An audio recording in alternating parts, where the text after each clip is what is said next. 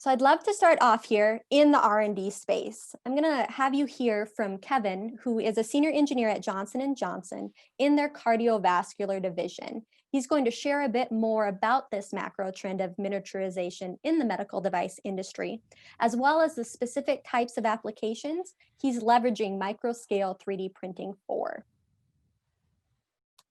But there's a ton of printers out there in the market.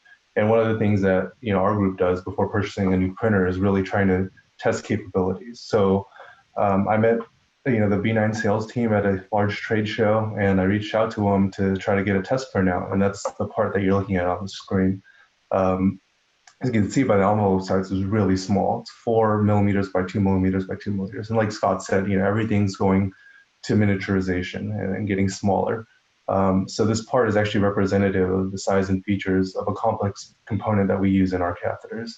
Honestly, when I reached out to them, I didn't think features would be resolved, and we've tried this in a bunch of other printers, but they turned around and sent this to me within the next day.